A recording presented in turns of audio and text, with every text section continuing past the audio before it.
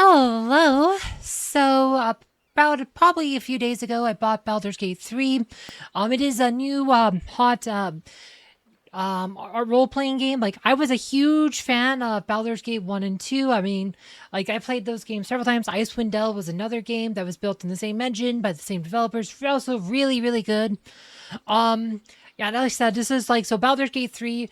When they announced it, I was kind of like, if this is gonna be good, you never know if they're gonna like because it's been so long since the second game, you weren't sure if it's gonna be a good game or not. But the reviews are coming in, I'm like, okay, sounds like it's gonna be an actual good game.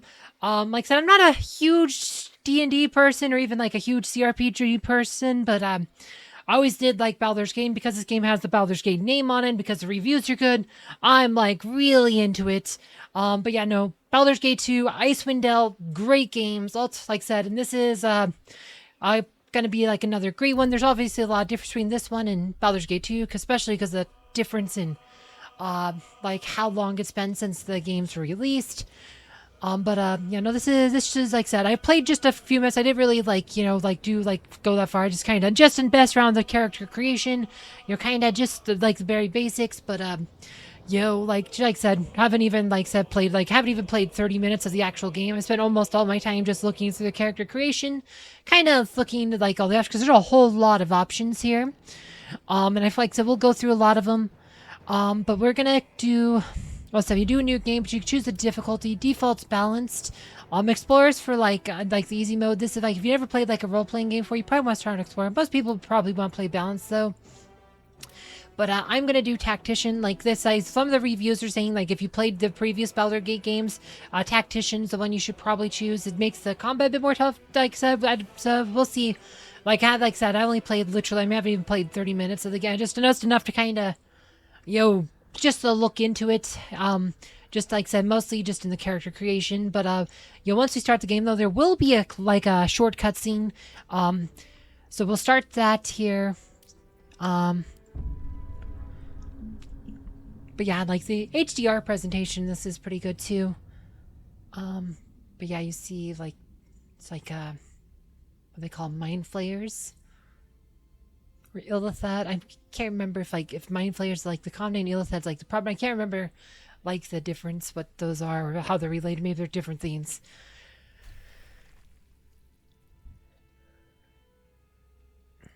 But yeah, that's what the mind flayers look like. They have like these.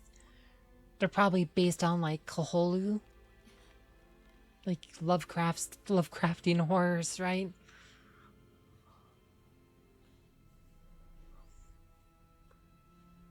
I know this is actually pretty creepy.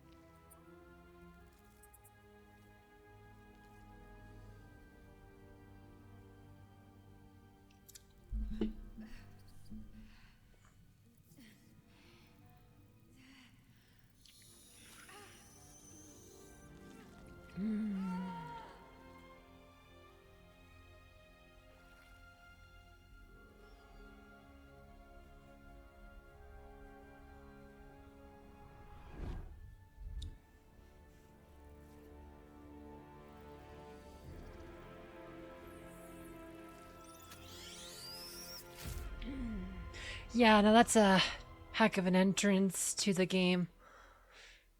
Like, oh, all right, and then it asks you who you are. Like, you have to create a character.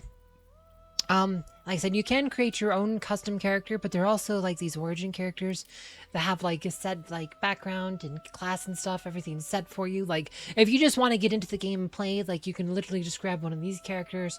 Like they're literally grab and go.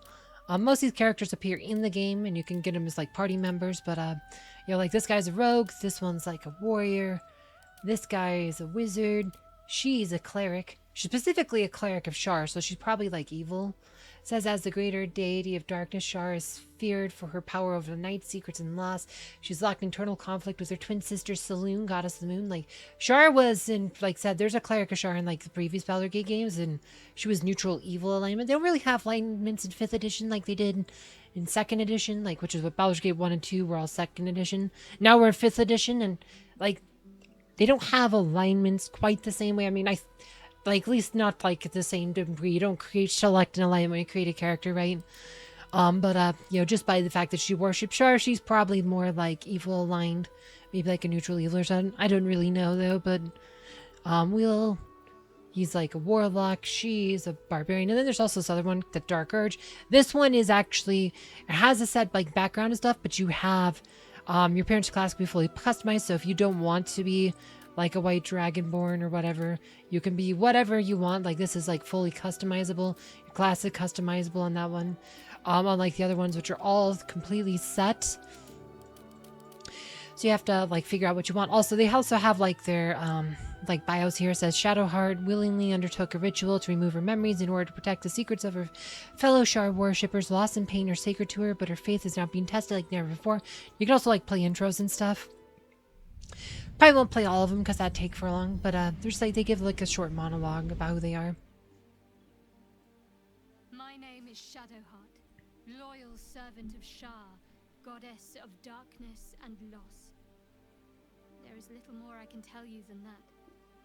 My lady Shar tasked me with a mission of such secrecy that I surrendered great swathes of my memory in order to safeguard the knowledge of it. All I know is that I must bring the artifact I hold to Baldur's Gate, and that nothing can stand in my way. My goddess is watching. Yeah, like I said, it's just you get, like I said, get a little bit about them if you wanted to choose one of them for your playthrough. But for this one, we're going to create a character. But I guess we can go talk about like all the different races. Like you have elves, and all the races have like their different like race features. I said elves have ethereal continents, life, love, and spabs. Elves at home with nature's power, flourishing light and dark light. But elves have proficiency in longsword, short bow, and longbow. They have dark vision, and they have fey ancestry, which gives them saving throws versus charm and sleep. There's also subrace. There's high elf, which has a cantrip, and wood elves, which have a fleet of foot, movement faster. It's not listed, but wood elves also get a stealth bonus. Like that's not listed on the wood elf, but that's you wood elf thing. If you go high elf, it disappears. So that's a wood elf bonus. Why it's not listed, I don't know. There's tieflings. They are descended from devils of the nine hells. Tieflings face constant suspicion and favor, and thankfully their arcane abilities make them natural survivors. So they have dark vision, hellish resistance. There's also 3 different subclasses. You have the Asmodean Tiefling, which are bound to Nessus, the deepest layers of hell. These Tieflings inherit the ability to wield fire and darkness from the Archdevil Asmodeus Infernal Bloodline. So they can produce flame cantrip. And then you have the Mephitoles, which are descended from the Archdevil. Mephitoles, these tieflings gift a particular affinity for arcane magic. They have the Mage Hand cantrip. And then there's the Zariel, which are tieflings from Zariel's bloodline, are empowered with martial strength and can channel searing flame to punish their enemies. Yeah, they're kind of cool looking because they're like literally like demons. So it's kind of a unique like race. And like there's 11 here, but really Drow is just another sub-race of elf. Why it's separate, I don't know, but they really are just another type of elf. Drow, different to the Underdark, most Drow have adopted ruthless pragmatism. While the Lulthorn delight in the goddess evil, tenants the Seldrin reject her attempt to overthrow the leader of the Elven Pantheon. So Drow weapon training, which can rapier, short sword, hand, crossbow, superior dark vision, fey ancestry, which gives advantage saving throws and charm magic, like I said, just like the elves. Their weapons are a bit different, so... But, they do have 2 subraces that are Lulthorn Drow, raised by Lulthkult and Menzaboranzan. These Drow embody the virtues of their corrupt and merciless goddess. Lulth and marks her followers with bright red eyes so that those in the Underdarks will learn to fear them in sight. So, like, see, they have, like, these red eyes. And then there's the Seldrine Drow, which, don't have red eyes. A Seldrine Drow can be found seeking allies from all over Faerun, aiming to settle their conflict with Lulz and each other by any means necessary. There is no difference, like, ability-wise between these. It's just, like, their factions. Pretty much the only difference I could find is, like, if you're a cleric and you're selecting your deity, you have different choices. Like if you are a Lolthorn Drow, you have to follow Lolth. You are restricted to Lolth as your deity as a cleric. So if you are playing that, but if you're Seldering Drow, you cannot choose Lolth. You can choose 20 other deities. As far as I could tell, there's like 22 or 23 if you count Shar. Like, you can't choose Shar unless you play Shadowheart. As far as I could tell, I was going through that. I could do a video about this someday, or maybe I'll do a video about like the cleric deities and stuff. But like they have a lot of choices. Like if you're gonna do like a Seldering Drow, though, maybe you'd want Elistray, because Elistray is the goddess of good aligned Drow, beauty, song, freedom. The Dark Maiden desires balance between all races and struggles against her mother Lolth's corrupt aims. But yeah, as far as I could tell, like the that's the only difference between the different sub races of Drow is like if you're a cleric, it changes what deities you can worship. Like said, deity is a big part of your cleric kit. Like I said, we'll talk a bit more when we talk about clerics, but then there's humans. Humans are the most common race in Faerun. Humans are known for their tenacity, creativity, and endless capacity for growth. So they have the civil militia proficiency, which gives spears, pikes, halberds, glaives, armor proficiencies, light armor, and shields, which seems pretty good. And human versatility, which gives them this extra additional skill to be proficient. Your carrying capacity also increased by a quarter, so that's pretty good. It's 25% extra carrying capacity. And their ability here is that they get to choose like any ability that they don't already have. Like so let's say for an acolyte we'd get religion, insight, or whatever, but you could choose like any of these here, like because of your human ability. You get to choose like any skill you want for like a +2. That's like so that's your racial ability there. You get a lot more versatility with that option. They don't have any sub races, so we'll move on. There's Githyanki with a ruthlessness born from Mindflayer enslavement. Githyanki ride the astral sea atop red dragons, bringing their silver swords and sonic might to bear against any trace the Elithiad menace. They have an astral knowledge action. They have the mage hand cantrip, and they also have martial prodigy, which gives them armor proficiency with light and medium armor, as well as proficiency with short sword, long sword, and great sword. Pretty good. Medium armor. Not too many classes can wear medium. Like a lot of classes can't wear medium armor, so that's actually pretty good. Plus, you get sword proficiencies, which it's always good to have more weapon proficiencies. So like that's good. Another thing, like there's no sub races, but another note on like deities. This one has 22 options. As far as I could tell, Githyanki get the most options for cleric. They have this one called Vlaakith, which, far as I could tell, is unique to Githyanki. Like if you want to be a cleric under Vlaakith, you have to be a Githyanki. Far as I could tell, Vlaakith, the Lich Queen, is sole respected leader of the Githyanki. She encouraged their worship and unquestioning devotion, essentially acting as a deity. So that's pretty cool. Like, just have more options. But Shar is not one of the options, like, for any of them. Like, Shar, as I could tell, only Shadowheart can worship Shar. So that makes there's 23 deities total. 22 for, like, your custom characters. Plus Shar is, like, the 23rd. Just an interesting thing to note. Then there's, Dwarves. Dwarves are durable and unyielding as their homes of stone. Dwarves are some of the finest warriors, miners, and smiths of Faerun. They get proficiency battle axe, hand axe, light hammer, and warhammer.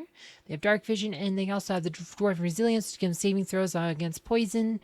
And then they have some sub races. Gold dwarfs are known for their confidence, keen intuition, culture, their deep kingdom values, family, ritual, and fine craftsmanship, which gives them extra health every level. That's good. Extra HP is always good. Shield Dwarf, great losses in ancient wars against goblins and orcs have led these dwarves to adopt a cynical mindset, but they will endure anything to restore their ancestral homelands, and they have armor proficiency with light and medium armor. There's the Durgars. Once enslaved by the eldritch mind flayers, Durgar adapted to freedom with harsh practicality. Their cold demeanors and gifts of stealth, they're well known throughout the Underdark. They have superior dark vision, and they also have the more saving throws against illusions, charm, and paralysis, so more saving throw bonus. Then there's half-elves.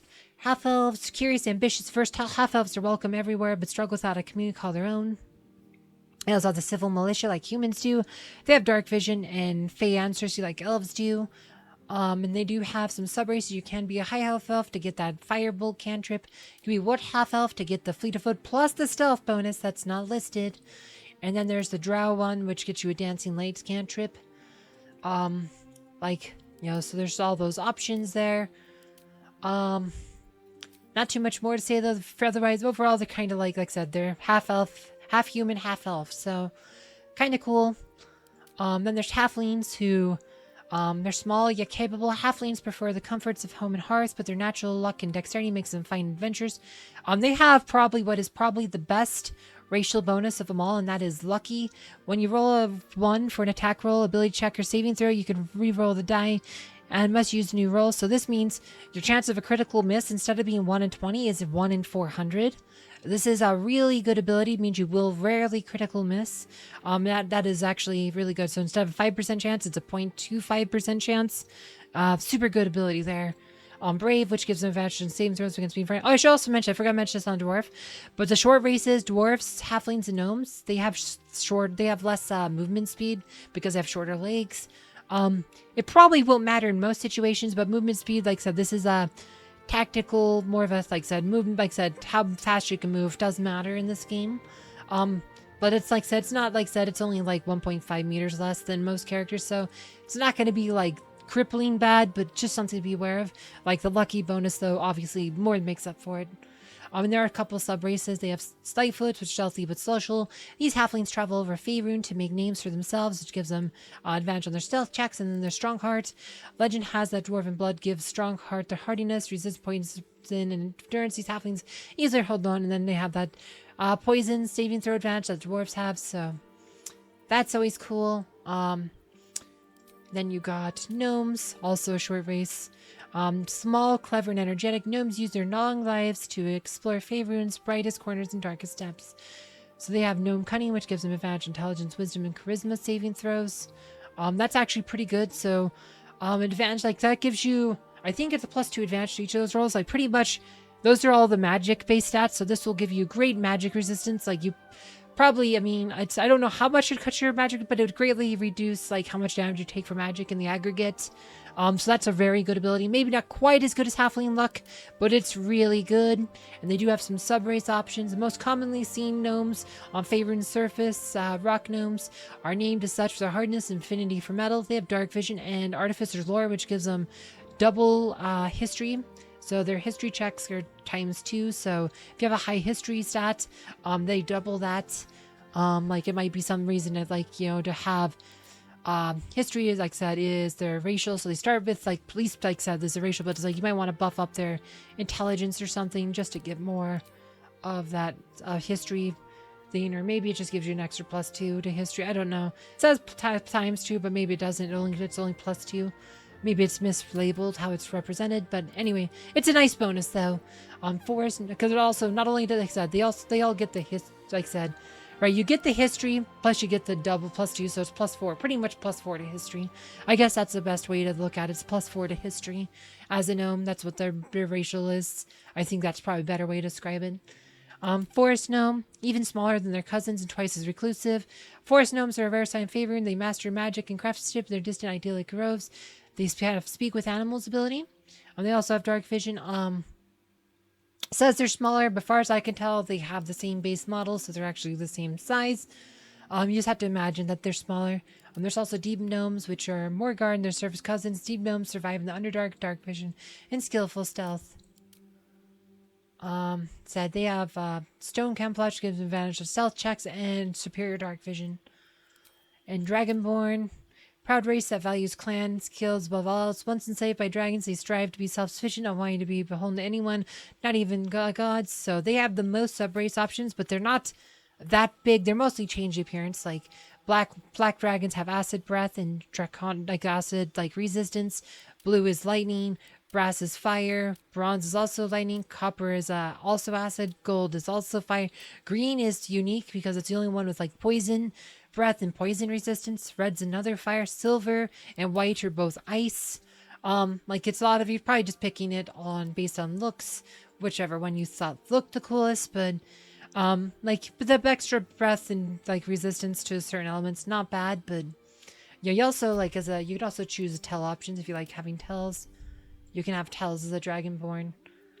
Um, Stuff to think about. And then the last race is the half orc, creatures of intense emotion. Half orcs are more inclined to act than contemplate, whether the rage burning their bodies compels them to fight, or the lore filling their hearts inspires acts of incredible kindness. So they have dark vision, relentless endurance, which lets them regain 1 HP instead of becoming down. So I think I'm not 100% sure how this works, but I think what it means is like if you get downed and you have more than 1 HP, you'll get back up with 1 HP, and then I guess if you hit, then you'll probably die. But I'm not 100% sure on that. Savage attacks, when you land a critical hit with a melee weapon, your damage dice are tripled instead of double, so this is actually really good. If you're like want to be a fighter or another melee-based character, this could be really good because your crystal damage that much more. So that's all the races. Now let's talk about classes. So there's a barbarian. The strong embrace the wild that hides inside. Keen instincts, prime physicality, most of all, an unquenchable rage. So they have rage, which gives them 2 extra damage with melee improvised weapons when throwing objects. It ends early if you don't attack, take damage each turn. Can't concentrate spells while raging. And then you have unarmored defense, which while not wearing armor, you can add constitution or armor class. And they get simple weapons, martial weapons, light armor, medium armor, shields as a barbarian. Bards, you know music is more than a fancy, it is power. Through study and adventure, you have mastered songs, speech, and the magic within, so you can choose some cantrips. You can choose some spells. You can also choose your starting instrument. It says pick the instrument you'd like to use. It will influence the soundscape when you cast spells. It can be changed later by equipping a different instrument. Like this said, spells and cantrips will use set for all the magic users. But you can choose whatever whatever instrument you want as your starting one. Yeah, they have Bardic Inspiration, inspire an ally to add 1d6 to their next attack roll, ability check, or saving throw. Till long rest, that's pretty cool. There's Cleric, we kind of touched on them a bit when we were talking about deities, but clerics represents the gods they worship, wielding potent divine magic for good or ill. Also, clerics get simple weapons, Morningstar, light armor, medium armor, shields, and bards get simple weapons, hand, crossbow, long swords, rapier, short swords, light armor. Forgot to check on the bard, so again, you get all the free spells. You also get domain spells. They are always prepared. Like clerics, you get you get your domains. There's like 7 to choose from. You have life domain. Life domain is an aspect of many good deities, offering spells to protect, restore the mind, body, and soul. You have Cure Wounds, Bless, plus you get Disciple of Life, which lets your healing spells heal for more. Interesting thing is like a lot of these reference deities, but it doesn't look like there's any real deity restrictions besides like the racial specific ones. Like you can't choose Vlaakith unless you're like Githyanki. Even though it says good aligned deities, you can choose some of the evil ones like Talus, so it is weird. I guess it's just like gives you role playing options, or they just want you to have more freedom. I don't know. I would think like if you're playing the actual tabletop, you'd probably be more restricted to your deity choices based on your domain. But like I haven't played 5th edition that much. I'm more of a video gamer, but I have played like 5th ed I think once with like friends. Anyway, but then this one also adds heavy armor proficiency in the life domain. Light domain does not have any extra proficiencies, but the light domain is offered by deities of justice, majesty, and primordial flame, providing spells that dispel darkness and harm the undead. You have light. Well, you choose your cantrips, I should say. But you have different. I think you get different cantrips options and stuff. Through that. You have some spells, light domain spells. You have your Warding Flare, which shields yourself with Divine Light. Use your reactions to impose disadvantage on attacker, possibly cause their attack miss. There's Trickery Domain. Domain shared by the wicked, chaotic, and mischievous deities alike. Those who channel trickery specialize in deception and illusion magic. So, should be known, this is the one Shadowheart is. She's a trickery domain. Again, it's kind of associated with the evil deities, but again, you can choose any of them. Role playing reasons. So I say like Shadowheart's probably an evil character. I don't really know. I haven't played enough of the game to really know, but like being a Shar worshipper and being trickery domain all implies she's kind of evil.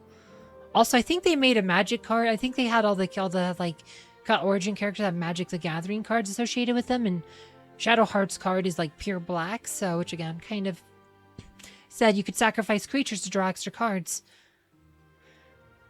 Blessing the Trickster. Grant another creature advantage on stealth checks. You have some Trickstery domain spells. Then you have the Knowledge domain. Adaptable and adroit in all manner of language skills. Your mind is an intellectual cup brimming with exquisite knowledge, knowing. So you get a couple spells there, like I said. So these three don't have armor bonus. Like Life Domain gives you heavy armor. These ones don't give you an armor bonus. Nature Domain does give you heavy armor. You also get the Chalet spell. This is a pretty good one. Your staff or club becomes magical. It deals 3 to 10 bludgeoning damage and uses your spellcast ability for attack rolls. You can speak with animals. You have animal friendship. You also have like your acolyte nature. Learn druid cantrip to become proficient at animal handling, nature, survival. The Tempest domain gives you martial weapons and heavy armor. Your faith has made you the very thunder that quakes the black firmament, the lightning coursing through the veins of a terrible storm. Thunder wave, fog cloud, like you get spells, and your Wrath of Storm, strike back and attack creature, potentially dealing 2/6 lightning damage. On a failed saving throw, you deal half a 2 to 16 thunder damage roll. And then there's the War Domain, which also gets martial weapons, heavy armor. Fortified by Holy Zeal, you are brandished an arsenal of sacra, mental savagery. Use those to against those you deem unrighteous.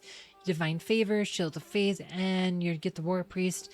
You can spend a War Priest charge, make an additional attack as a bonus action. So, pretty cool. Druids channel the elemental force of nature and share deep kinship with animals. Mastery of wild shapes allows them to transform into beasts from all over the realms. You have the Chalet cantrip, which your staff becomes magical. It deals 3 to 10 bludgeoning damage. It uses your spellcast ability for attack rolls. Then you have Thorn Whip. Those are cantrips. Like you can choose, you can choose other ones, but those are the defaults, I should probably say. But this one's really good. Be a good reason to have that. Doesn't look like we have any subclass. I think maybe you can get them later, but anyway, we'll move on. Fighters have mastered the art of combat, wielding weapons with unmatched skill and wearing armor like a second skin. They also get second wind, which is like a self-heal. And of course, they get simple weapons, martial weapons, light armor, medium armor, heavy armor, shields. Get a lot of versatility. Druids also have a lot of weapons, clubs, daggers, javelins, mace, quarterstaff, scimitar, sickle, spears, light armor, medium armor, shields. Alright, go to monks now.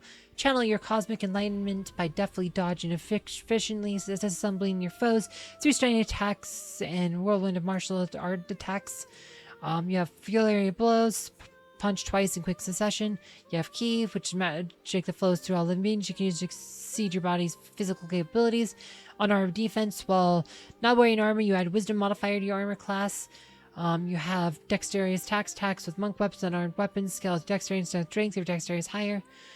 Martial arts death strikes, attacks with monk weapons, unarmed attacks deal 1 to 4 bludgeoning damage, less than normal damage higher.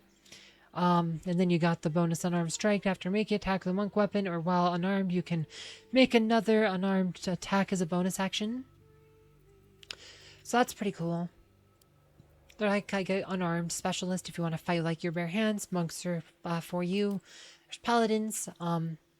They have simple weapons, martial armor, light, medium, heavy, and armor and shields. And the thing about them is they have oaths. So you have to choose an oath as paladin. So there's 3 oaths. Oath of the Ancients, you fight on the side of light in the cosmic struggle against darkness, preserve the sanctity of life and the beauty of nature. So the tenets of this one is kindle the light through acts of kindness and kindle the light of hope in the bleakest hollow of despair. Shelter the light where love blooms. Stand against the devilry that would snip its stem. Preserve your own light. Delight in culture and small joys. Preserve the light in your own heart. And you also get the healing radiance skill here. Oath of devotion. Following the ideal of the knight in shining armor, you act with valor and virtue to protect the weak and pursue the greater good. You get Holy Rebuke, which grants an ally a vengeful aura that deals damage to anyone who hits them. And then you have their oath is courage, stride dauntlessly into battle, compassion, show clemency with prudent when prudent, and lend your arms to those in need. Duty, tend to your responsibility, obey just laws, support those entrusted to your care. And then Oath of Vengeance, you set aside even your own purity to right wrongs and deliver justice to those who have committed the most grievous sins. This is more of your chaotic good type of paladin. Like in Baldur's Gate 2, you had to be lawful good, but the way this one's described is more like your chaotic good.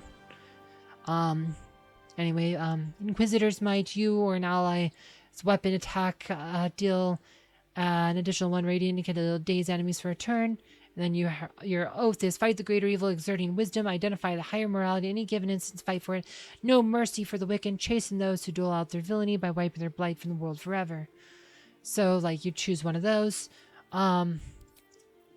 It's super important that you follow those oaths. If you break the oath, you become an oath breaker, and then you lose your whatever special ability you got from the oath. So keep that in mind. Rangers are unrivaled scouts and trackers, honing a deep connection with nature in order to hunt their favored prey. To get, you can choose. You have to choose a favorite enemy. We'll talk about that. But they have simple weapons, martial weapons, light armor, medium armor, shields. But you have to choose a favorite enemy. This works way different from how it was in Baldur's Gate 2 or Icewind Dale. Like Icewind Dale or Baldur's Gate 2, you just choose an enemy like vampires or golems or something, and that would be your favorite enemy. But here it's kind of a kit, more of a kit. But studying the tactics and abilities of certain creatures has granted you a set of abilities that are useful for a variety of situations. So you have Bounty Hunter, which you gain proficiency investigation. Creatures hit with ensnaring strikes, either ranged melee, have disadvantage or saving throw. Keeper of the Vel. Oh, we should say you can find familiar. Keeper of the Vel gives you protection from good or evil. Protect an ally against attacks of powers of aberrations, celestials, elementals, fays, fiends, undead. So again, there are good and evil alignments in this game. They're not as explicitly stated like you had in the previous Baldur's Gate games, but they do still exist to some degree. Mage Breaker, this one gives you a True Strike spell. Mage Breaker, you have a history of battling spellcaster, gain proficiency in Arcana in contrast to True Strike. Ranger Knight, this one gives you heavy armor proficiency plus a skill history proficiency. You're sworn to serve a crown or nation and seek to bring its foes to ruin. Sanctified Stalker, you swore to hunt the enemies of holy or druidic order. You gain proficiency in religion, cast Sacred Flame. Beast Tamer. Oh, you have to choose your natural explorer, or if you're on some kind of natural explorer thing. So yearns of traveling in the wild have made you particularly tuned to beasts and adept to survive in certain environments. So Beast Tamer gets, of course, the Beast Tamer. Urban Tracker. City expert navigating the wild that's in the city. You gain proficient sleight of hand, so you can steal easier or pick locks or find traps. Sleight of hand's an important one if you want to be like more of a thief ranger. Probably kind of like there's something called a stalker in Baldur's Gate 1, which is kind of like your thief hybrid ranger. Then you have Wasteland Wonderland Cold, which gives you cold resistance, fire resistance, and poison resistance. So if you want resistance, but most people probably want one of these too. So that's the Ranger. There's Rogues. These are what they what they changed the Thief class to. In Baldur's Gate 2, there was Thieves. In 3rd edition beyond, I think they sell Rogues now. But with stealth, skill, and uncanny reflexes, Rogues' versatility lets them get the upper hand in almost any situation. They have simple weapons, hand, crossbows, long swords, rapier, short swords, plus they can wear light armor. And they have sneak attack, both melee and ranged. This is pretty much what replaced backstab. But pretty much the same idea. If you get extra damage when you have an advantage against an enemy. Sorcerers. Sorcerers are natural spellcasters drawing on inherent magic from gift or bloodline. They can use daggers, quarterstaffs, and light crossbows. They do not have armor proficiency at all. So if you want to wear armor, you have to get that from like your whatever your choose your race. You can choose your cantrips and stuff. Super important. Like unlike your traditional mages in Dungeons and Dragons, this class existed in Baldur's Gate 2. You could not learn spells from scrolls. You only learn spells when you leveled up to your gain new spell slots, but once you chose those spells, that was it. So you had to pick your spells really carefully. They're kind of cool, and they do have some subclass. You could be a wild mage. Your powers come from ancient force of chaos. They churn within you, waiting to burst free at any time. This gives you Tides Chaos. You activate to gain advantage of your next attack roll, ability check, or saving throw. Increase chance of wild magic serve afterwards. Wild magic stems from the force of chaos. It churns within the sorcerers that wield it, waiting to burst free. On the Draconic Bloodline, I think this is the most popular one. Draconic Bloodline, your fanes carry Draconic magic, result of powerful dragon ancestor. You get 1 HP extra HP per level, plus you get an extra some armor class bonus.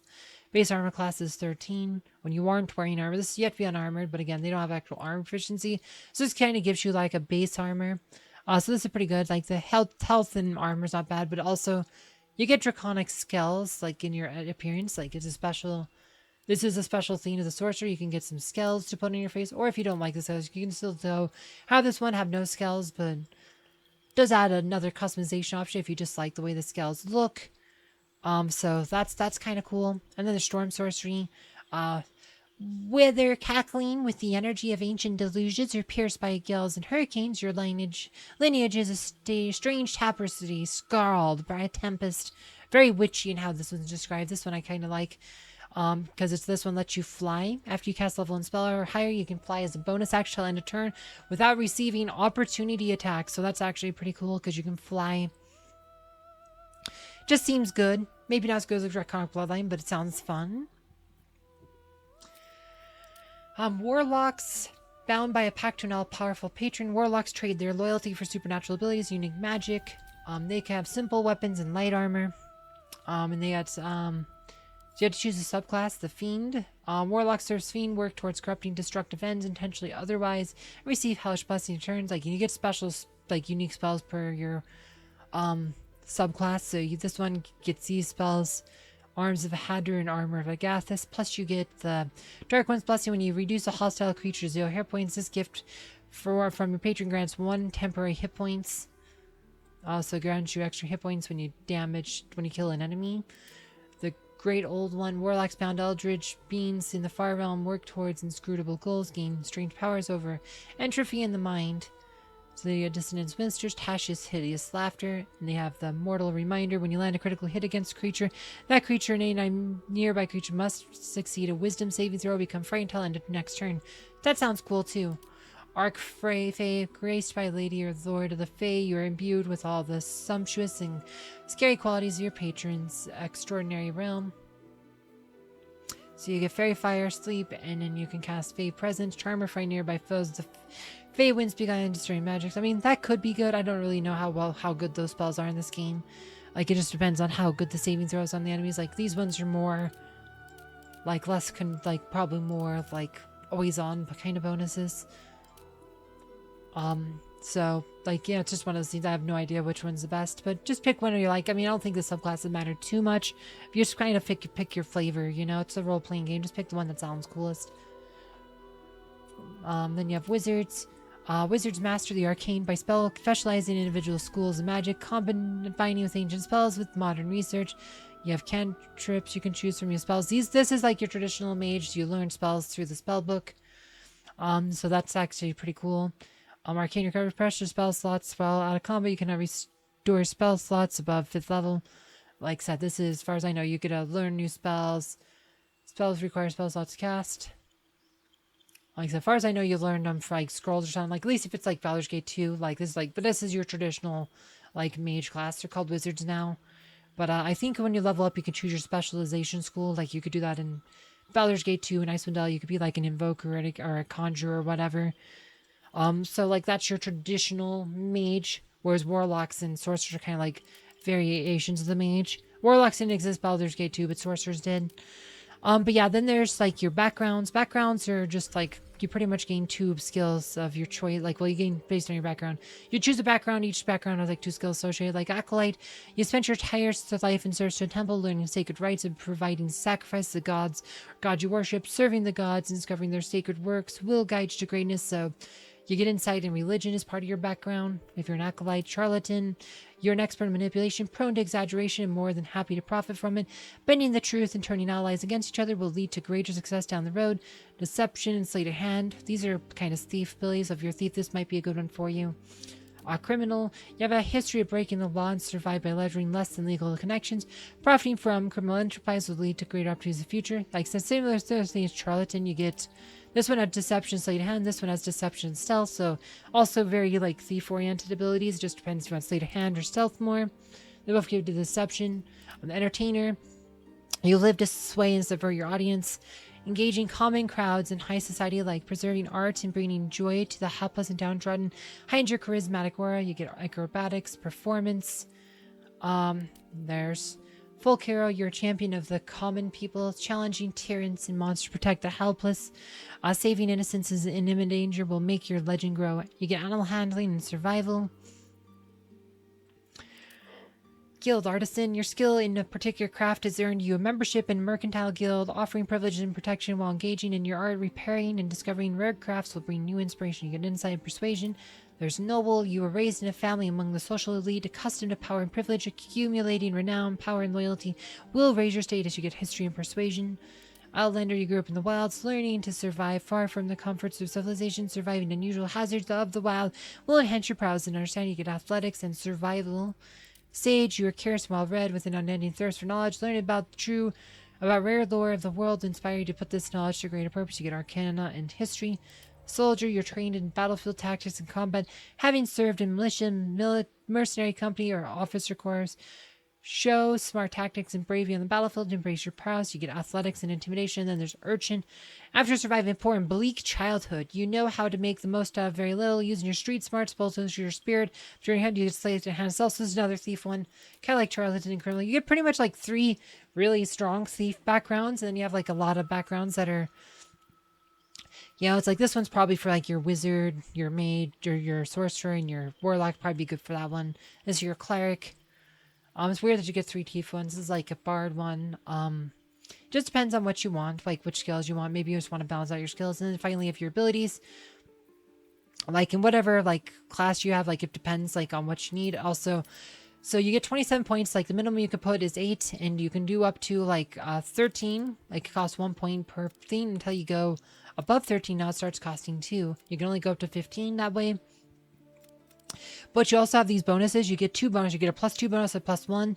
In those, like I said, you can do the +2 to break that rule. So you'd get the full 2 instead of just getting 1 point there. But you can't put them on the same one. It's one or the other. So you have to choose. So if you're a wizard though, like intelligence is your main stat. So that'd be your most important one. Your second most important one's probably dexterity. You might do that. Constitution also could be really important to you. Then you have to figure out if you want to put extra points, if you want to burn those points, or if you want to kind of balance out your stats for like saves or like skills. Right, see all these skills here, like you get all these skills have rules tied to them based on your stats or whatever. Some of these are -1. I think sometimes it gets a bit buggy. So if you go, there you go. So now they're all +1s because we have everything positive. Like, so if you go 12, you get a +1. If you go 8, you get a -1. So there's bonuses to having everything positive, but you're not going to get your thing there though. Like your primary stat, the one at the start though, you probably want to get it to 16 at least. Like this is probably okay for wizard. You might want to try to get that constitution up though. If you do want it a later date, you could try for like you could use like a feat to raise that to 14. Like there's like a, what is it, resilient constitution, which is something you might want to take as a wizard, which would give you a +1 con plus improve your con saving throws. But it's just really how you want. You can totally go dump all your non-primary stats and just go all in. But charisma is kind of important for conversation. Like, boom, you can totally go all in on your primary 3 stats. Then once you get to level 4, you can raise your intelligence to 18, your constitution to 16. I mean, that's a way to do it, but most people probably do either like 14s. Something like that would probably be more common for a wizard. You probably do 16, 14, 14, something like that. Some classes are going to be a lot harder though, like something like Paladin's going to have really like strict like abilities. Like, I don't know what's good for Paladin. It don't matter. Like, we already talked about that. What's said. But, but your abilities, like, you have, like, strength's your primary stat, but charisma is your casting stat. Constitution is your health. You can wear heavy armor, so dexterity is not going to be as important. You can always use recommended if you aren't sure. But dumps intelligence here on the Paladin. But yeah, so it's like you probably want to get 14 on Constitution, 14 on your charisma. And you want to set 16 on your strength. Probably 16, 14, 14. Let's see. Do something like that. Because you probably want to have probably something like this. You might do a 16, 14, 14 build. Get 12 wisdom. Like, you could totally try to get that constitution to be 16, 16. Right? You could totally do something like that, 16, 16, 14. Like it just really depends on like what you want. Um, but yeah, like it just, that's, Paladin's a bit harder to build because you have more important stats. Like, charisma is your casting, constitution your health, strength your damage. Um, like I said, there's like rolls like dexterity and wisdom are kind of important for like saving throws and stuff. So yeah, it just really depends like on how you want to build it, but you just have to be wary of that.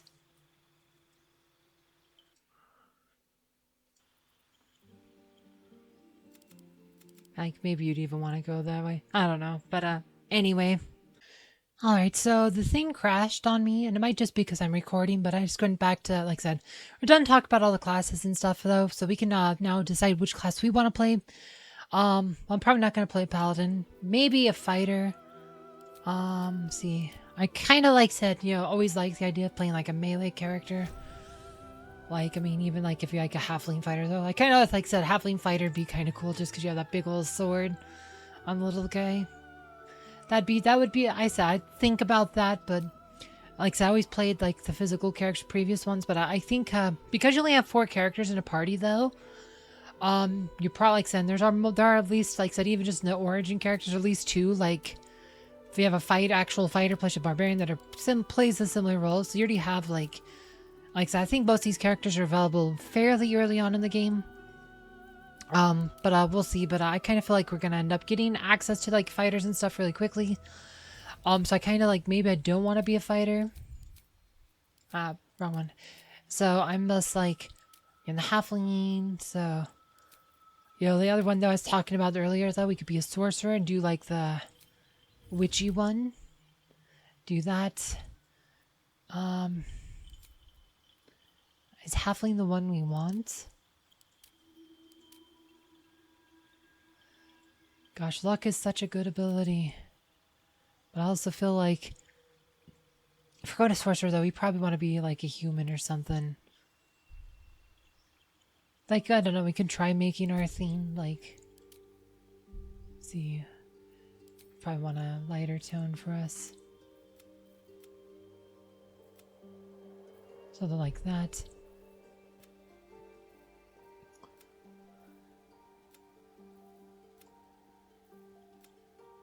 Blush tone, warm tone, they both have similar one. I guess get you a bit more blush. That's probably more what we want, the blush tone.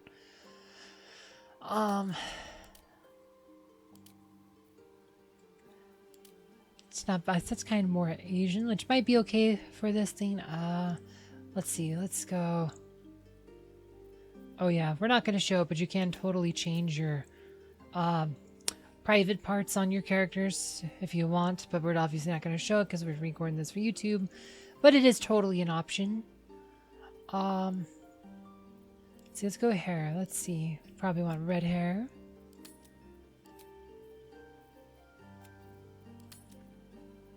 We need a different hairstyle.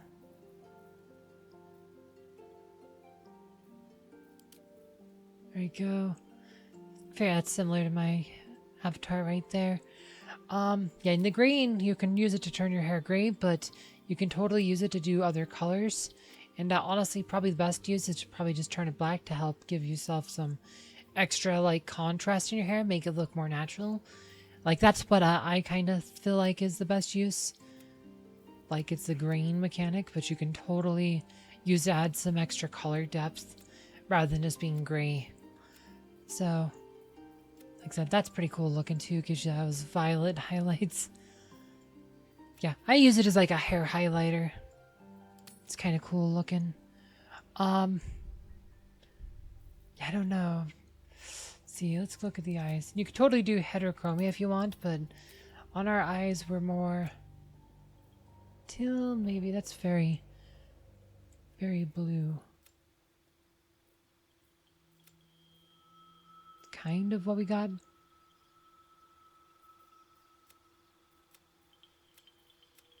Look at all eye colors here. Oh, elf blue. Okay, this right here, this one right here, this is about what my natural eye color looks like in real life. That's about what my eyes look like, if you ever wondered. It's about that color. So I think my avatar is a bit closer to this one. I mean, the avatar, like, was based off of photographs of me, but it ended up being a bit lighter than my colors. Like, so I think they're a bit more like this shade. Um, my colors like that, but I think that's what we want. Elf, what is it called? Elf Blue 2 or 3? Yeah, you have all these weird demonic ones too that are pretty creepy looking. Yeah, it's one of those two. Not so sure about the face. I mean, it's very Asian-y, like, which I'm not Asian. Like I said, my avatar has that manga style though, because of like who the artist has the artist style. I was doing like a cartoon version of my character of myself. Like really, it's based on photographs of me, but that's what the art ended up look like. Don't really like most of these faces. Let's see, so if we let's try a different like race. Like if we try an elf.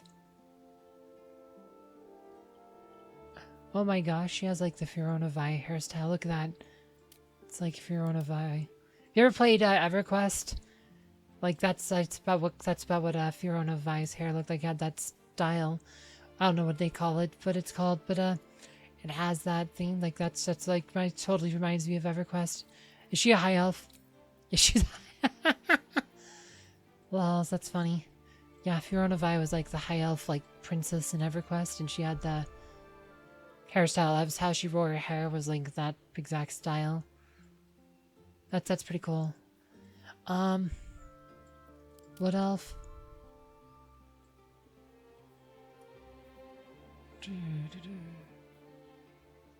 Let's see.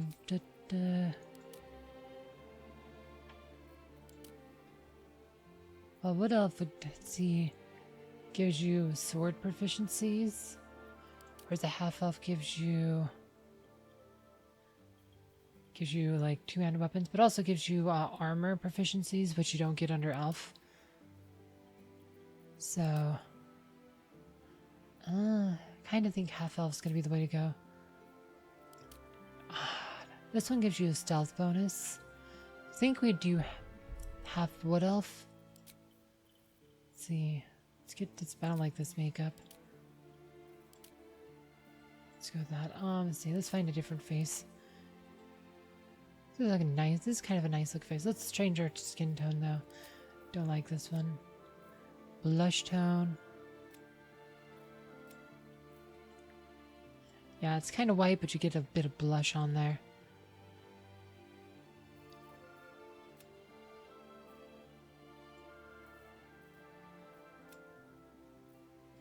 Oh.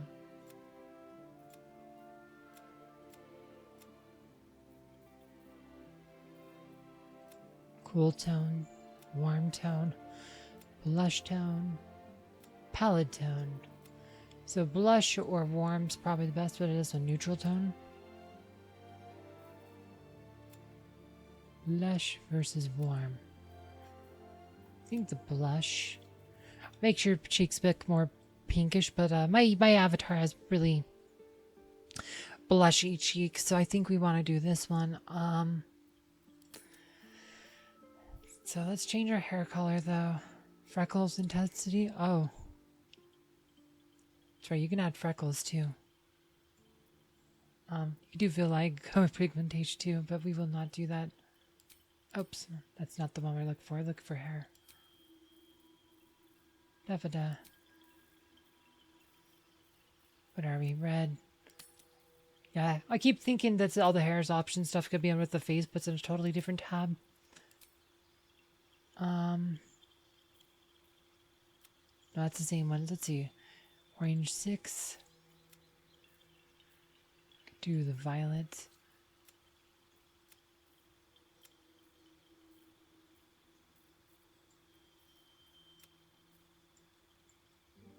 Don't see highlights in this one. Let's see. If you do different hairstyles, you might see this though. Yeah, maybe the highlights don't matter that much.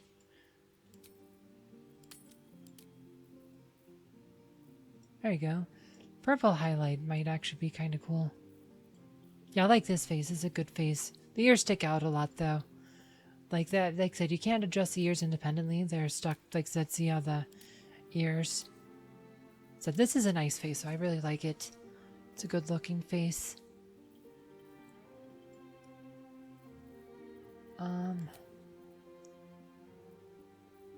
Let's see, let's go. Let's get a hairstyle like this.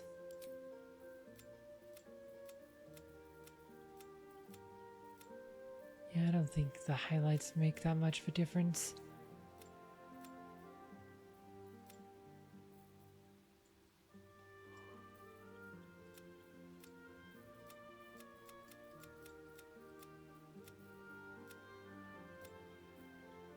The only problem with these ears, look how the hair kind of clips through the ears. It's kind of noticeable. It's very noticeable. I have to find a different hairstyle. But I used to have a hairstyle like in real life. This used to be pretty much about what my hairstyle was. In case you're wondering, it's pretty close to that style. Alright, I don't think the highlights matter too much.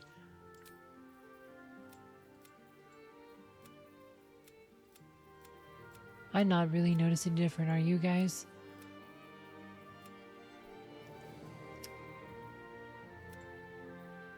Alright, so this makes a much bigger difference. See, you can make it purple, you can make it dark. See, like the green option just adds a lot of.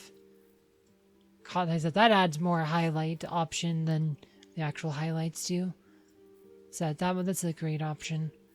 But I think if you just do it the black here, gives it some depth here. But so this is, so you notice how it's kind of black, but it's red. Like, so I used to have a dark, my hair dyed like a really dark brown, but had the red highlights. So it'd look red in certain lighting, but it'd look like almost black in different lighting. Like if it's kind of dark, it'd look really black. If it's light, it would look kind of really red. So that's kind of, like, that's pretty much what this reminds me of, like kind of like hair I used to wear. I like the green eyes. The green eyes are actually pretty nice. Let's see. Green one's pretty good. Green 3 is not bad either. Purple, that looks weird. Okay, there's that elf blue. There you go. See, that's what, so that's pretty much my natural eye color. It's really close to that. And I used to have hair pretty much about that color. Really similar to that color, so. But I don't like how much this clipping, even though this really fits the avatar a lot. Like, this fits my avatar quite a bit. We're gonna have to find, I think we have to find a different hairstyle. Oh, we gotta do makeup too. Let's see. Oh, we have lip tints. Okay, let's see. We probably want.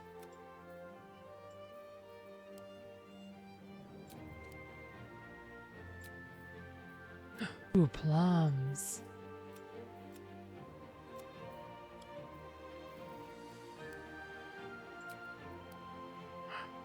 There we go.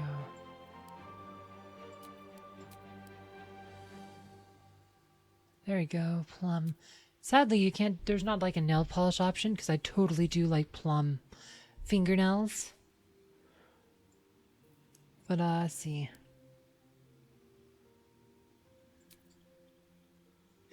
There you go, plum. Like I said, purple's a good one. Might be a bit too metallic-y. Look, and yeah, sadly there's no nail polish because I want to color my nails. I want nail polish options. Like, I don't know, is there like a feedback thing? Like if I tell them to bring nail polish options in like the next patch?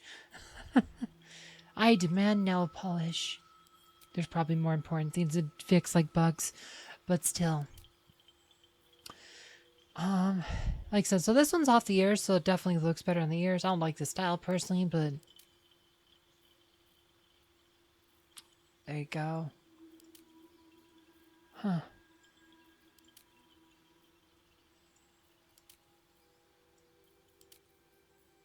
Oh, that one's kind of cool. But again, see the clipping on that side? Alright, so that's off the ears, so it doesn't clip through the ears.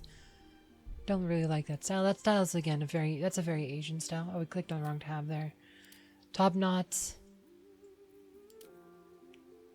that a piranha tooth mohawk? Tidy mohawk. Furled wings. Okay, so this ends up looking really black here.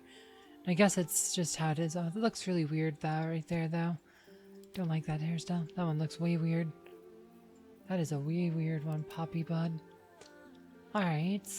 Bohemian. Yeah, hairstyle off the ears probably is gonna look better.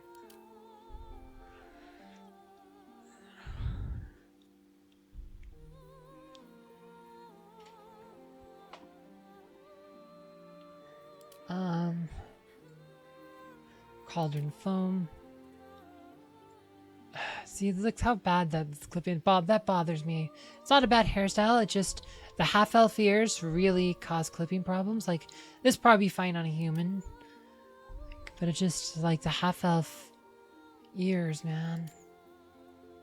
Oh, hey, there's the Verona Vice style. I like this one just because it's like EQ. I played EQ a lot. I used to play like a high elf enchantress. But this is about what she would look like. She had the red hair. And she wore a green robe. This is more of a blue robe, but she wore a green robe. Like she had the fabled robe of the Ishva. I think it's fabled robe of the Ishva is what I was wearing last time I played that character. But that's a hairstyle in the running, even though it's not short like my avatar. We'll see. Bakery buns, is that what it's called? Bakery buns. Oh, I think this is an easier way to zoom in and out rather than use the mouse wheel because the mouse wheel keeps messing up my place on these. It's called Trobianats knots. Oh, I think we can kind of see the purple tint a bit on the highlights on that one. Work screws. Oh, nope, look how bad that looks. It almost kind of hides the clipping with how that one works. Still a bit of clipping, but not as bad as the other ones. Oh, here we go. This is a short one that's off the ears. Like this one's, I like this one quite a bit. I like this one quite a bit. Oh, but this one I look at it earlier, that's right. This is why we got on this freaking quest. Oh, that's like the Louise Brooks hairstyle. Like, Louise Brooks, if you don't know her, she was probably about 100 years ago, but she used to be a famous actress during, like, the silent film era. So, probably about 100 years ago, but she's, like said, her hair was pretty much black or dark brown. But it looked black in the black and white film she was in, but, she had that short, like I said, the bob cuts, like, she kind of popularized that style. Springtime entanglement. So this one almost works because it almost completely covers your ears, so it doesn't really look nearly as bad.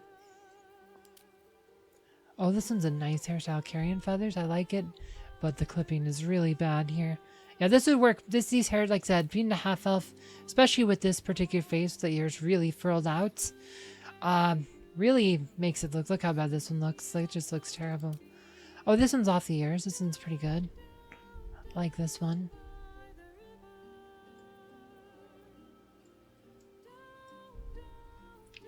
Oh, but she should use those.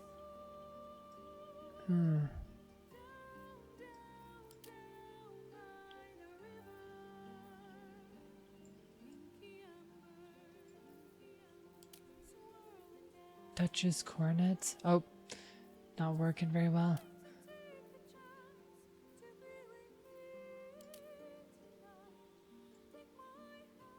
Oh, she has a braid around her head, like on her top of her head.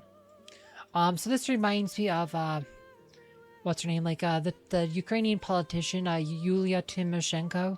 Kind of reminds me of her hairstyle.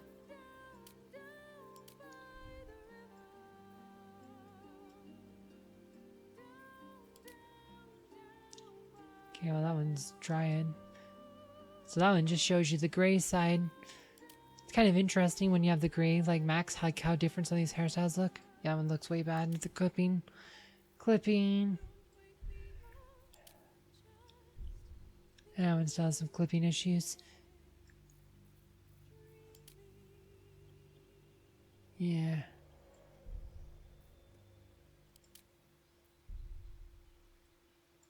Let's see, we can try.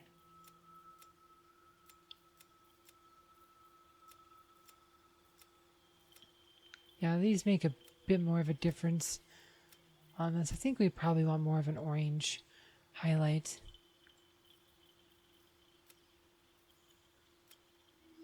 I think that's actually going to look a bit better. It's not a bad hairstyle. It's not a great one either. Ooh, myth maker. Oh, some clipping now. Really have to be off the ears here. Bramble thickets. Nope.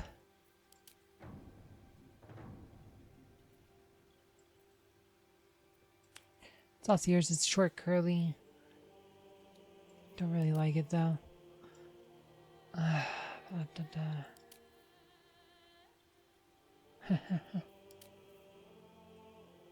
Nope. Hey, that one's off the ears. Not bad. I don't really like it either, though. There you go. Ooh, this one. Valiant Hearts.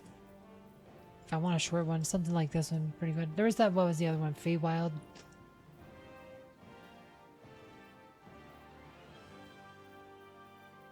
This one here was pretty good. I like that. I think I like that one more.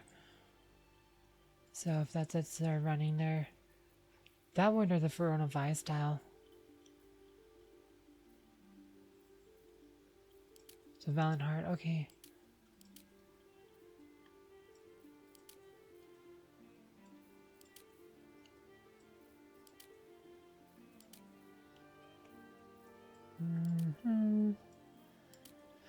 I know, I think I've spent like 20 minutes just looking at freaking hair.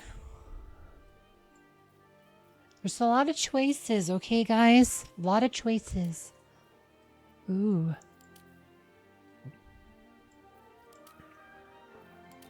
Uh-huh.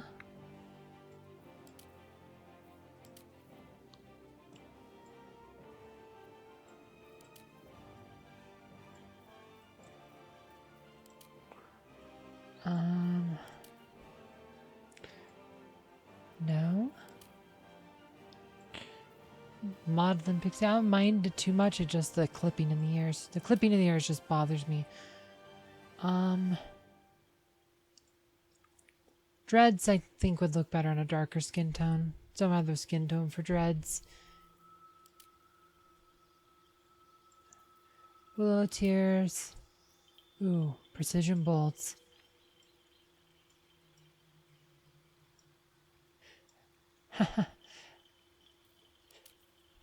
Ooh, what's this one? Gemstone droplet.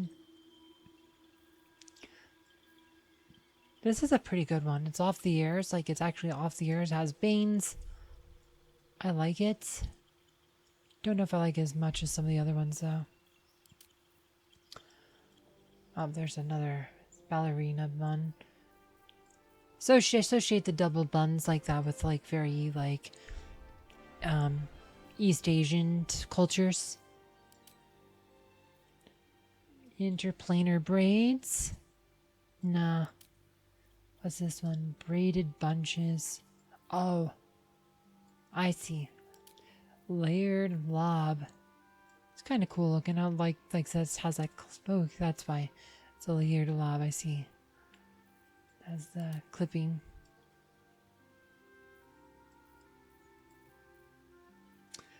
Windswept.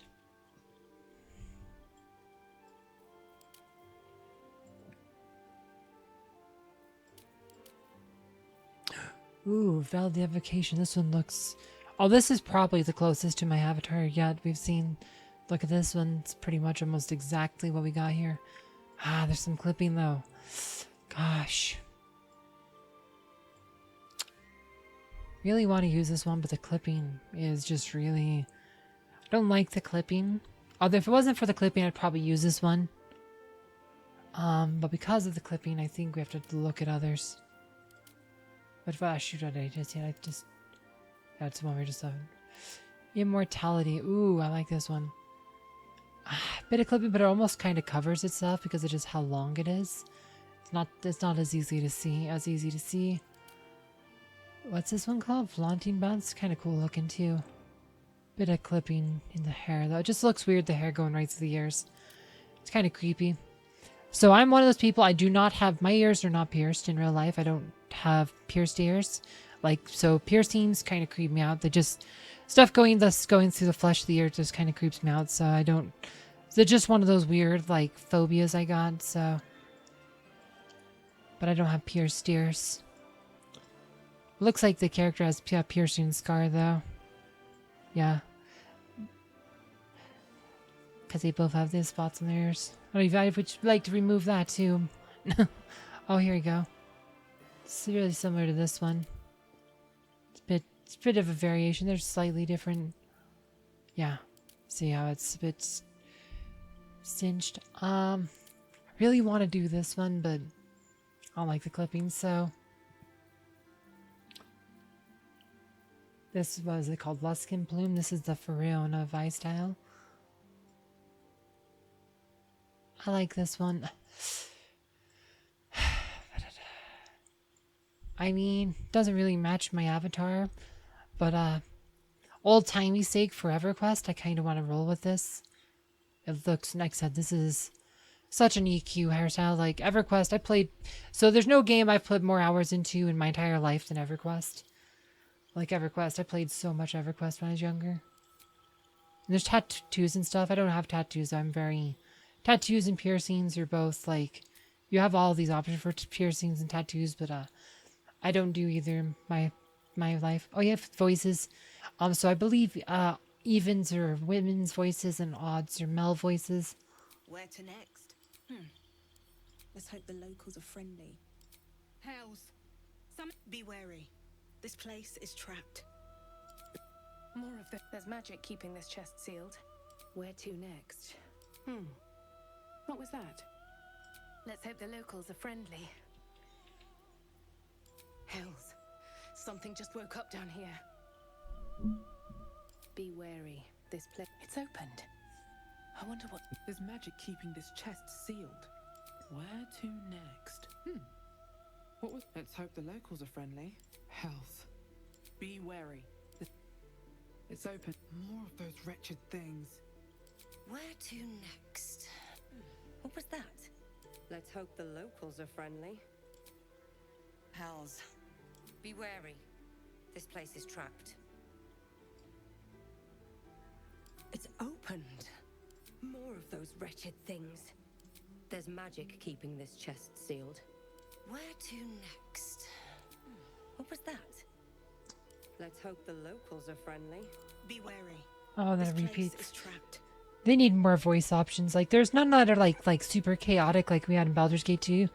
Like, yeah, I think you only had like 3 voices in Baldur's Gate 2, though you could totally combine it with like the ones from Baldur's Gate 1. If you could totally import those ones, give yourself a few more options. But it's like, there was like one that was like very like playful or something. She's like, now that I'm in charge, I'm sure to have some fun. All the really playful, kind of chaotic, playful, which I really liked. And there's another one that was kind of also chaotic, but more of like an evil tone. She had like the maniacal laughter and stuff when going to battle. Those, like I said, it doesn't sound like there's anything near like that. These are all pretty generic. More of those wretched things. There's magic keeping this chest sealed. Where to next? What was that? Let's hope the locals are friendly. Hells. Be wary. This is opened. More of those wretched things. There's magic keeping this chest sealed. Where to next? What was that? Let's hope the locals are friendly. Hells. Something just woke up down here. Be wary. This place is trapped. There's what? Let's hope the locals are friendly.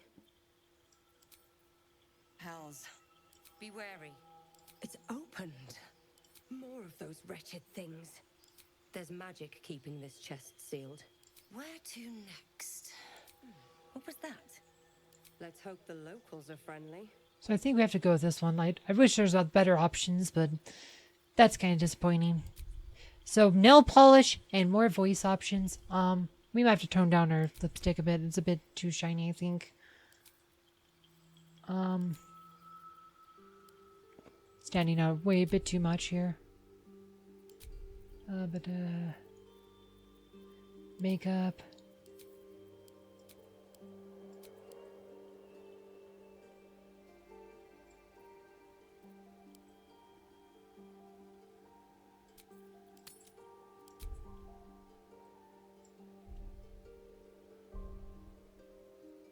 Yeah, I think that's looking a bit better. Not standing out quite as much.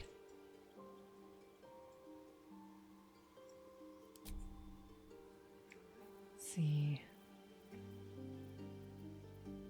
Oh, we have a lot of freckles. The freckles probably work really well with the red hair, though.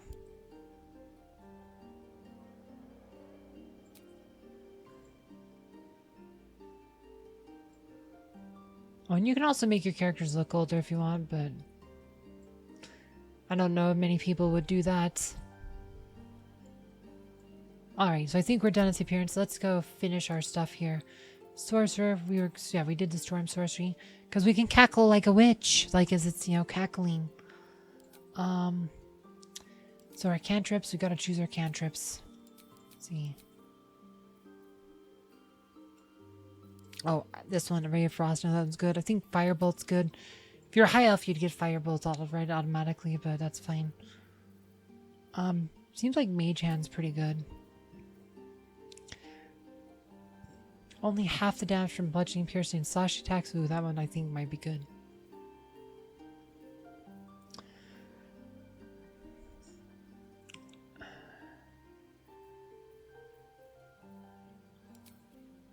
Light. True Strike can be good. I think these are the ones we want though. There's probably Case for Friends or True Strike. Don't think we need more Minor Illusion's another one, maybe.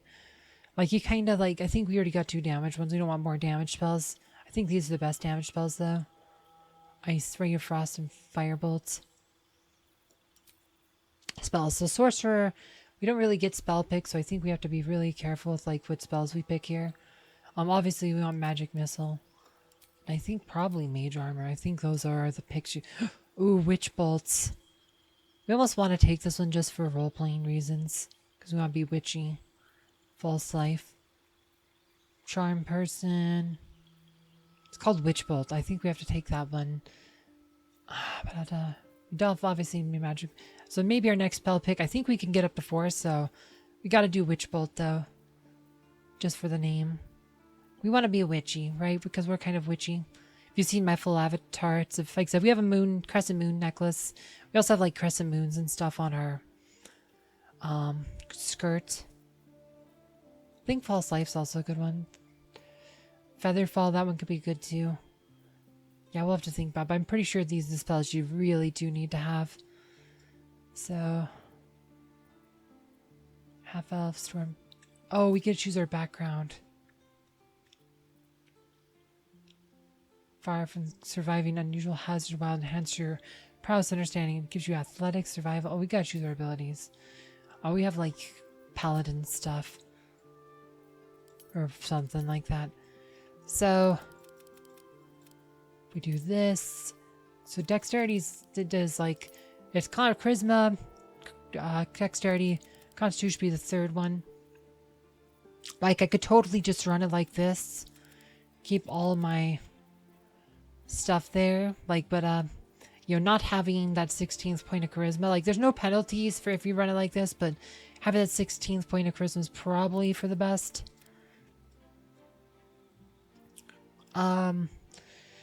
And we do get a bonus to Constitution saves, so we might not need Constitution as much. If we run it like this, I think you get a bonus. You won't get a roll bonus, but I think you get a bonus for strength, for the carrying capacity at odd numbers. I think you still get the carrying capacity bonus with an odd number, so if we're doing that. But yeah, if we just have 13 here and we don't have a 15 or 17 here, I don't know when we would actually be able to raise that Constitution. So maybe if we do this, we kind of get the best of all. Like I said, because we got a bonus to our Constitution saves, we have pretty much the same saves as as a wizard with 16 Constitution on that. So I kind of feel like We don't need Constitution as much as a sorcerer because we got that bonus. We, like I said, the health is nice. Oops. See, like that's an option. Could totally do that, but I think the armor class is more important than the health. So the saves are nice, though. Like if we start at 16, we can, in theory, still be able to get our charisma to 20, and then even maybe take that Constitution +2 or something later if we want. Though, like I said, it's just, and again, we could totally dump some of these other stats down. Oops, we'd have to. That's right. We need that point. Like we could totally do something like that. But I kind of like. There's also, you also get skills and stuff here. What are we? Athletics. That's right. We have. Oh, we have. Those things just don't update automatically. That I said, it's kind of buggy with how this works. So for an Outlander, we get survival and athletics. Recognize magic, interact with enchanted items. I feel like we do need an Arcana skill. Yeah, there's only one strength-based skill, so if we have like +12 higher on everything except strength, we can pretty much like max out our skills there, get bonus on everything. This gives us athletics. The one skill we don't have is, what is this one? This is the other. Intimidation, athletics. I kind of think we want to play Sage though. Just because we are the sorcerer. Which just means we wouldn't want to dump our intelligence. Because, like I said, because we want to get those bonuses. I think that's how we want to run it. Oh, yeah, see, there you go. Persuasion, see. If we do religion and insight, give us more balance here. That's right, we get stealth from race. So that means we have bonus on everything except the athletic skill, which is just neutral. So one skill, like I said, taking like I said, no penalty. Like just, this is, I think having bonuses to like more skills is nice. Like I said, I've only played a few minutes this game, so. But my understanding is there's always, the game's always doing checks and stuff outside of combat. It's like having higher stats, like, you know, to help your combat or whatever is nice. But having all these other stats to help you outside of combat is also nice, all these skills. So I think we want to run it like this. I think that's how we're going to do it. I know this, not like the super min-maxing, but I like having the balance, having bonuses and more skills possible. And as much as I'm thinking about doing Outlander, I do think we want the Arcane and History. Seems like, I mean, I don't really know. I mean, it seems like I read somewhere you want Arcana as a sorcerer. I mean, I guess we could do the Outlander, get the athletics, and then do the skill up in the Arcana, but I like Sage. I just like Sage from like a role-playing perspective. That's more, I'm kind of booky. I like reading and studying history and stuff. Just more my style. History, you know, it just feels more like me. Deception, persuasion. Yeah, I think we're gonna roll with this here. Let's double check. Swarm, sorcery, cantrips. Yeah, not having a lot of spell picks. You do have to pick wisely. Alright, let's proceed. Oh, interesting. So there's gonna be Misty. Oh. You need a guardian, choose one. Is there any reason it defaulted to drow? That's fine. Guess it. General.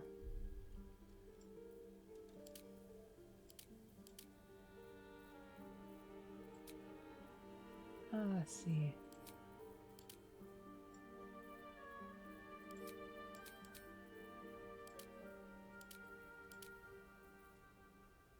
It doesn't look like you had to choose a class. Remarkable. Follow your instincts. Guess you'll get a lot of options here. Ooh, purple, I like it.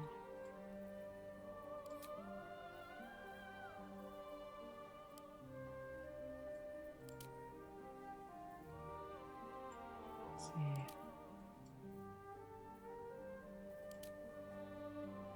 Let's see, let's change the hair color. I think we want a dark hair color on her. Black Raven. Black neutral. Black Raven.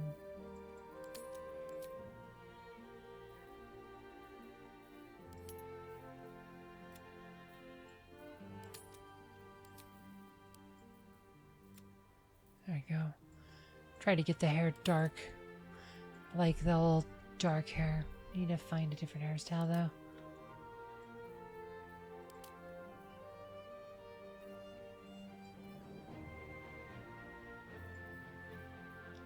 Yes.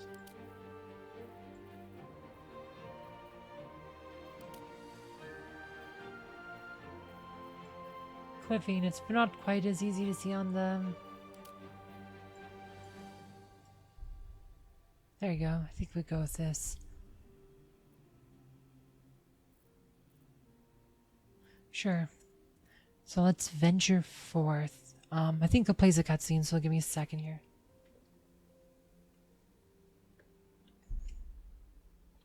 Alright, let's venture forth. Yep, cutscene. Oh, so this is, I think, just a continuation from where the first one left off.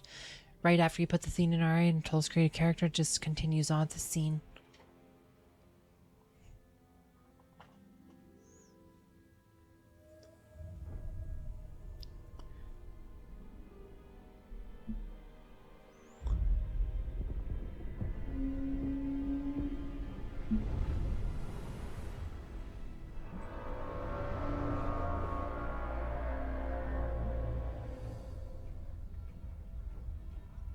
Oh, we're over a city. Well, at least the thing I said. I think we're on that ship thing, but that's the impression I get. Oh, is this guy like gonna be like, oh yeah, he's doing, oh crap. Is this like a bell tower or something? Yeah, it's a bell tower. Like I said, I think I've seen this once before. Like I said, I played a few minutes of this the other day. Didn't really get far enough, just kind of like messing with things. Yep. Destruction. Yeah, so when the tentacles touch the thing, like of the airship or whatever, it gets teleports them. It's really weird how it works.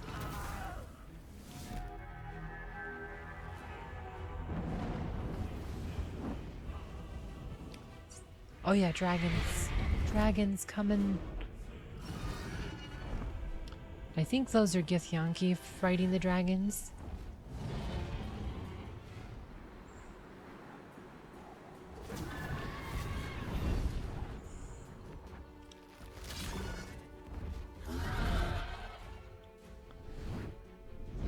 Oh.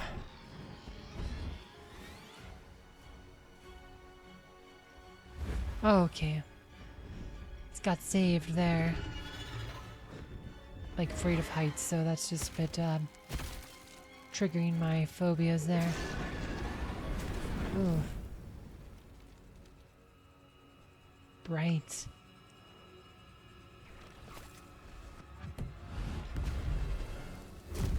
It's weird that he can just teleport like that. Dragons can teleport too.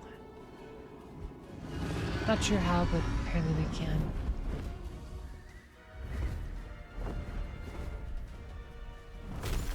Ooh.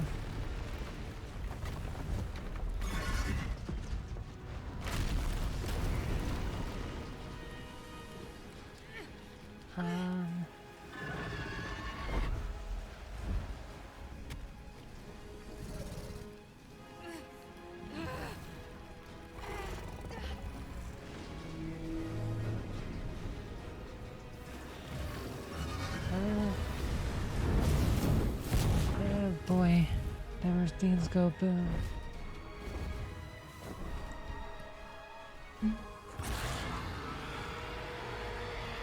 Alright, well that was kind of a cool intro. Oh, more cutscene. Oh, is this me waking up? Oh, that's the lady.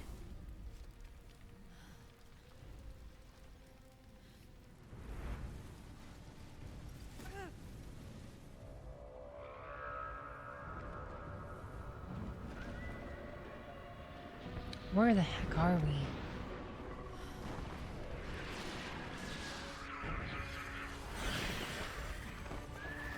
Oh, a lot of demon scenes.